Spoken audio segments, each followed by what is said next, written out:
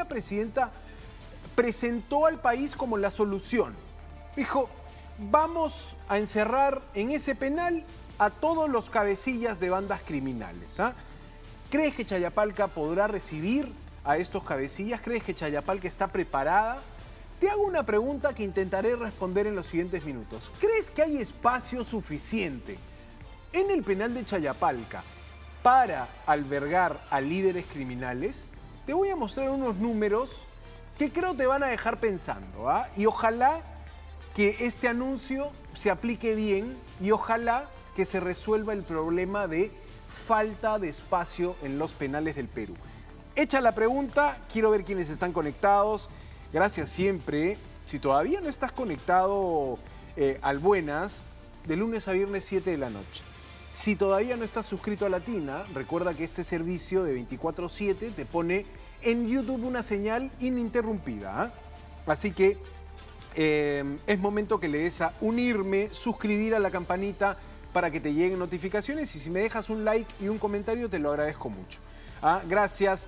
John conectado, Eduardo, Tania Suárez también, CCA, José Miguel Delgado se conecta, Mariela Butarra conectada también, Marco Ferré también está. Vamos a escuchar cómo la presidenta hoy en el cuarto de guerra, ya no se malogró el prompter, como ayer, corrió nomás el texto y vamos a escuchar el anuncio que hizo la mandataria. En este cuarto de guerra, junto al Ministerio de Justicia y al jefe del INPE, que estamos disponiendo que todos los cabecillas de las bandas criminales, extorsionadores y asesinos terminarán en esta prisión. Ya saben, criminales, a ustedes les digo, Chayapalca los espera. Y además anunciamos que las cárceles ya no van a ser sus centros de operaciones desde donde extorsionaban, donde planificaban los secuestros. Nosotros no se lo vamos a permitir. Pondremos mano dura frente a ese acto criminal que ustedes realizan. Hasta hace unos días teníamos 4 cabecillas del Tren de Aragua. Ahora son 8 los miembros de esta criminal banda que ya están pagando las consecuencias de sus actos en Chayapalca, porque este penal está considerado como uno de los más seguros en el país. Uno de los más seguros en el país, claro que sí, Chayapalca, zona, si quieres, muy alejada, en los extremos de nuestro país, límite entre región Tacna y región Puno, exactamente en Tarata, provincia de Tarata, en la región Tacna. Te doy un dato para matizar un poco el comentario de la presidenta y ya tengo enlazado, en un minuto me conecto con el exministro del Interior, Wilfredo Pedraza, que conoce también el sistema penitenciario en el país y la calamidad que es. En las cárceles del Perú tenemos 56.000 presos más de los que debería haber. El sistema penitenciario peruano está declarado en emergencia. No entra un alfiler más en las cárceles peruanas. Cuando vamos al reporte, vamos a ver Chayapalca y aparece como uno de los únicos penales peruanos, pocos penales peruanos, que no están en condición de hacinamiento. Es decir, que tienen menos internos de los que podrían albergar como máximo. Y la cifra es muy interesante. Hoy por hoy, Chayapalca solo puede recibir a 36 delincuentes más. ¿De dónde saco esta información? Del último reporte del INPE, emitido en diciembre del 2024. Mira eso. En amarillo está allí establecimiento penitenciario de Chayapalca. Capacidad de albergue, 214. ¿Cuántos internos tienen hoy? 178. Es decir, ¿cuántos espacios libres te queda para recibir a delincuentes en Chayapalca? 36. 36 delincuentes podrían llegar a Chayapalca. Pero hoy la presidenta dijo también que se habían trasladado a 8 miembros del Tren de Aragua. ¿Ah? 8 miembros del Tren de Aragua que han sido trasladados a Chayapalca en las últimas semanas. Eso lo dijo en el cuarto de guerra, con lo que te quedan 28 espacios para poner a cabecillas en ese penal. Te quedaste cortísimo con el espacio que tienes en el penal de máxima seguridad para albergar a los supuestos cabecillas. Solución, pareciera más bien una idea interesante que juega con el concepto que tenemos de Chayapalca, el penal de máxima seguridad del Perú. Bueno, ese penal está en crisis. A tal nivel es la crisis de Chayapalca que desde el INPE hay un proyecto para construir un segundo penal de Chayapalca, un penal anexo que permita albergar a más delincuentes. Pero se manejó de tal manera que imagínate, la población aledaña rechaza esta construcción. Hasta han hecho marchas, paros, los alcaldes están en contra. Y cuando hablamos de seguridad en Chayapalca, te tengo que decir más. En febrero de este año, el INPE entró a Chayapalca. Los agentes de INPE entraron a Chayapalca y encontraron, ¿sabes qué? Antenas ilegales. Antenas ilegales en el penal de máxima seguridad. Oye, con todo esto que te estoy contando, la solución planteada por la presidenta resulta por lo menos debatible. ¿Ah? Por lo menos debatible. Y si tú estás pensando en los penales de Bukele, los centros para terroristas de Bukele, aterricemos un poco que en el Perú eso no lo tenemos. Y más bien la situación pareciera grave.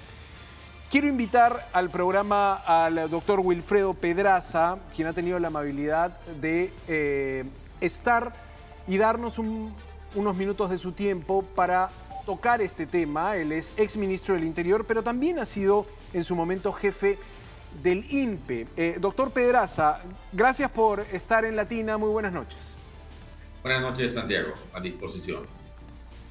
¿Qué le parece esta cifra que muestro según el reporte de diciembre? Tal parece que Chayapalca va a camino a efectivamente la situación en la que están los penales. Situación de hacinamiento, situación de poca capacidad de albergue de nuevos internos. ¿Resuelve en algo que hoy la presidenta haya dicho a todos los cabecillas, Chayapalca los espera? Es una situación bastante complicada, ¿no? Por lo menos podríamos decir, oye, aquí podemos debatir un montón de si Chayapalca es la solución a nuestros problemas. A ver, creo que hay varios matices en el anuncio de la presidenta. De un lado, si bien aparentemente en las cifras oficiales del INPE, Chayapalca todavía tiene alguna capacidad para recibir personas, yo lo dudo, hay que decir con claridad que este penal no es de alta seguridad. No lo es por su infraestructura, lo es únicamente por la distancia en la que está ubicado, como usted muy bien ha dicho, por Tarata, a casi 8 horas de Tacna, la altura casi 5.000 metros, pero su infraestructura es de un penal absolutamente ordinario. Entonces el matiz de alta seguridad solo lo da la ubicación.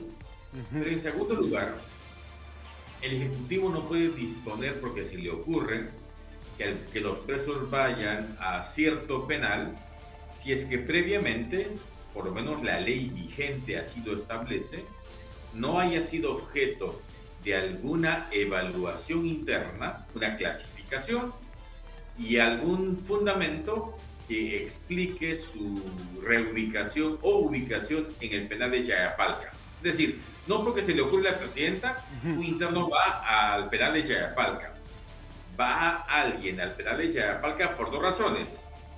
Porque lo clasificaron a alta seguridad y va a Chayapalca, puede ir también a Ancón 1, o por un tema de disciplina.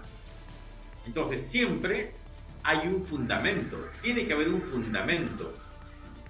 No se trata de la voluntad de absolutamente nadie, sino de la necesaria el necesario pase por ese procedimiento para justificar la ubicación de cualquier preso en el país, incluidos los que están en Chayapalca. Por tanto, el anuncio, supongo, vendrá con una reforma normativa que de alguna forma justifique esta decisión del Ejecutivo. Ahora, ¿quiénes son? ¿Cuántos son? ¿Quiénes son los jefes? ¿Suficientes los escasos cupos que hay? Pues yo tengo la duda. Correcto, y usted me decía, ¿no? Yo tengo duda de que incluso en este momento Chayapalca tenga espacio para albergar más internos. Y claro, el reporte que mostramos es de diciembre. No sabemos si en enero, febrero o marzo ya se pudieron haber ocupado esos espacios para tener allí albergados a los delincuentes. Pero además de esto, hace algunos meses este mismo gobierno declaró el sistema penitenciario en emergencia. Y casi por orden del Tribunal Constitucional, ¿no? Que decía, tienes que deshacinar penales, tienes que hacer algo porque tienes muchos internos más de los que pueden albergar estos centros penitenciarios. O sea, un sistema ya en emergencia, ¿no? A ver, para cerrar el primer tema, a mí me parece bien que los líderes de los grupos organizados vayan a penales de alta seguridad, es lo que corresponde. No solamente, pero no es un tema nuevo, hay que decirlo, así ocurre. Las personas detenidas y clasificadas en máxima seguridad van a un sistema de alta seguridad hoy mismo. Por tanto, el anuncio no tiene nada de novedoso y eso hay que decirlo. Pero en segundo lugar, usted bien señala, penales están en estado de emergencia. Me temo que es de la veintena de estado de emergencia que en los últimos 20 años, 25 años ha sufrido el INPE, sin ninguna consecuencia adicional.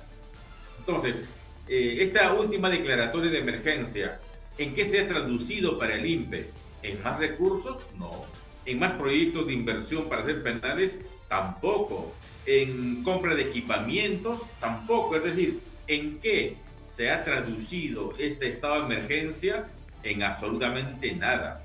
Consecuentemente, me temo que el Ejecutivo, a pesar del esfuerzo que hace la autoridad penitenciaria en manejar el sistema, no está haciendo aquello que prometió. Hace varios meses dijo 3.000 millones de soles para construir penales.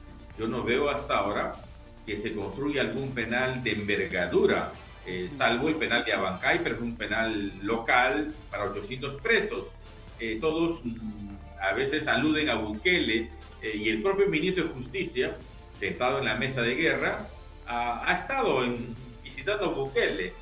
¿Qué ha traído? La verdad no sé qué ha traído, pero yo tengo que decir con mucha claridad que en realidad no hay que emular a Bukele, simplemente hay que decidir hacerlo.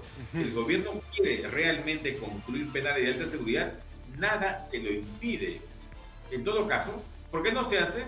Por una sola razón, porque a pesar de los discursos, no hay decisión política, no hay recursos para hacerlo. Claro, es inversión y pasa por el MEF, ¿no? O sea, allí claramente alguien tiene que dar esa luz verde para poder tener un financiamiento. Alguna vez conversamos en este programa con el jefe del INPE y decía, tenemos los estudios y tenemos la intención de construir penales bajo la modalidad gobierno a gobierno, ¿no? Modalidades de construcción eficiente, de gasto presupuestal eficiente, pero esto parecía mediano largo plazo, señor Pedraza. O sea, siendo realistas, este gobierno no va a dejar más penales construidos, salvo el de Abancay, que sabemos que ya está en marcha por 116 millones de soles y que usted decía servirá para albergar.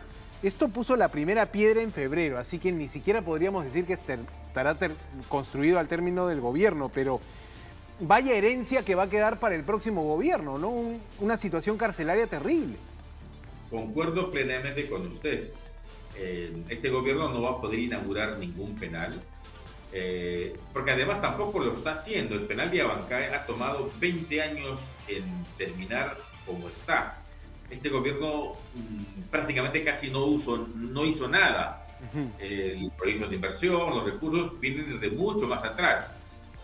Yo creo, sin embargo, que el gobierno, si de verdad quiere hacer algo, debe de poner en marcha un plan de diseño de penales y obviamente estudios técnicos correspondientes, los expedientes imprescindibles para una inversión pública, y puede eso dejar como herencia. El INPE tiene expedientes técnicos, no de penales tan envergadura como dicen algunos, para 6.000, 8.000 o 20.000, cosa que a mí me parece una locura.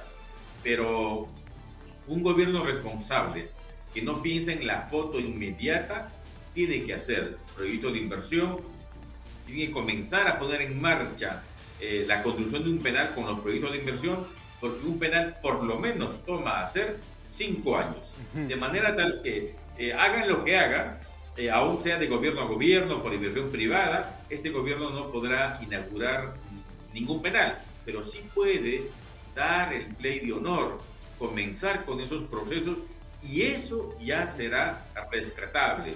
Yo creo que hasta ahora lo que escucho son discursos y nada más que discursos.